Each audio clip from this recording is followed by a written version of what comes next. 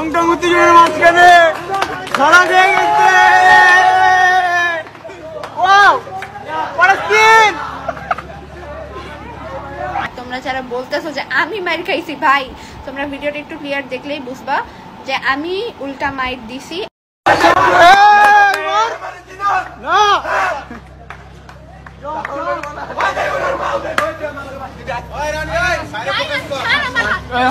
Miss chocolate double timing করা ধরা খাইছে। টং টং উত্তেজনার মাঝখানে ধরা দিয়ে গেছে। Wow what a scene. This is viral.